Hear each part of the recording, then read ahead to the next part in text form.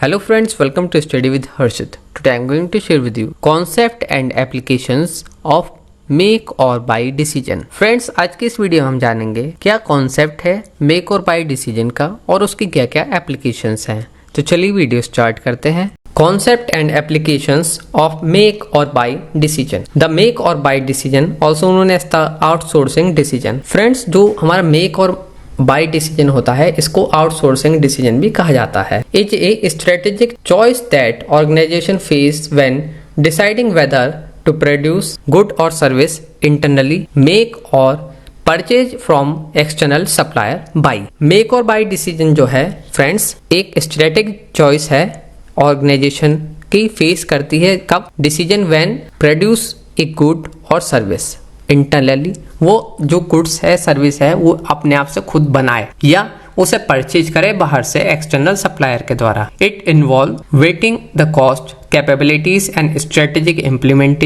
Implication of both option. ये involve करती है दोनों तरीके से, कॉस्ट क्या रहेगी हमारी, कैपेबिलिटी क्या है, स्ट्रेटेजिक इम्प्लीमेंटेशन दोनों ऑप्शन में।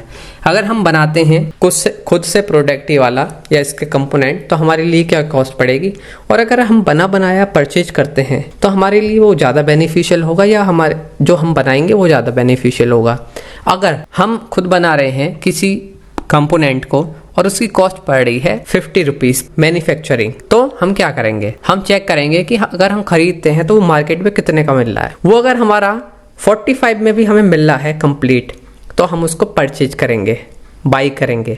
और अगर वो हमें ज़्यादा का मिल रहा है 70 का 80 का तो हम उसको खुद बना लेंगे इंटरनली, जिससे कि हमें जो है बेनिफिट हो। द मेक और by decision involve evaluating the benefit and drawback of producing a product or delivery a service in house versus outsourcing it to external supplier. बनाना खुद से और खरीदना डिसीजन जो है इन्वॉल्व करता है evaluating the benefit और drawback, produce a product or delivery a service in house versus outsourcing to the external supplier. इसके जो है दोनों चीज हैं, आप जो है खुद से बनाएंगे तो उसका बेनिफिट भी है और कुछ ड्रॉबैक भी हैं। It requires a thorough analysis of various factor including cost effectiveness. आप जो भी डिसीजन लेंगे बनाने का या खरीदने का उसमें जो है एनालाइज करेंगे आप वेरियस फैक्टर्स पर, जैसे कि कॉस्ट इफेक्टिवनेस, एक्सपर्टाइज, कैपेसिटी क्या है, quality control, technological capability, strategic focus and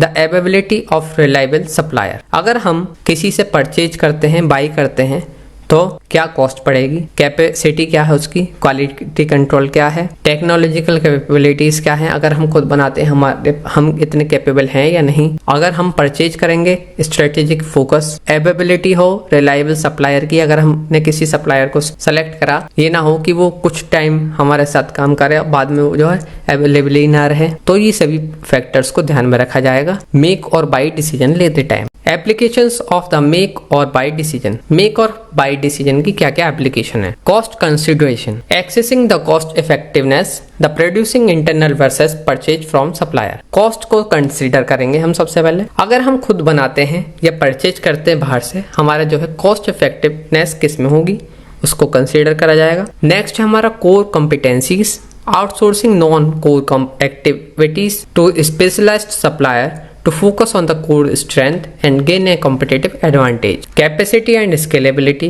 accessing additional capacity or flexibility through outsourcing during resource limitation and fluctuating demand. अगर हमारी डिमांड फ्लक्चुएट हो रही है या लिमिटेड हमारे पास रिसोर्स हैं तो हमें आउटसोर्सिंग करनी है या नहीं करनी, इस सभी का ध्यान रखा जाएगा।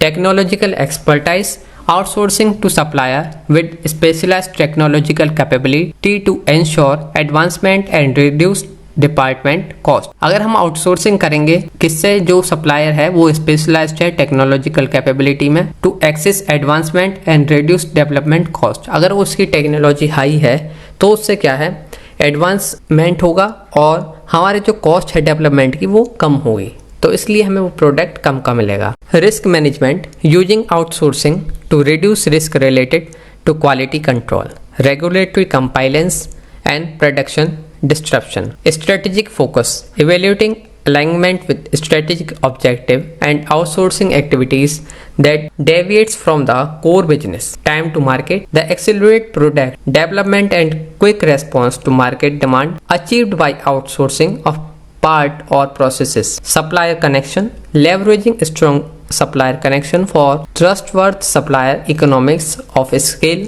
and collaborative innovation. Strategic focus, evaluating alignment with strategic objective. आपको स्ट्रेटेजिक फोकस्ड होना है. टाइम टू मार्केट, किस टाइम आपको एक्सीलरेट करना है प्रोडक्ट डेवलपमेंट को. क्विक रेस्पॉन्स, मार्केट की डिमांड अचीव करने के लिए जिस टाइम हमें डिमांड ज़्यादा आई हम आउटसोर्सिंग से फुलफिल कर सकते हैं. और जो हमारे सप्लायर के साथ कनेक्शन है वो अच्छे होने चाहिए.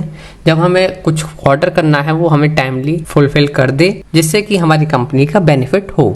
ये सभी एप्लीकेशंस हैं of the make or buy decision के. Thank you so much for watching this video और इस वीडियो को अपने फ्रेंड्स के साथ जरूर शेयर करें.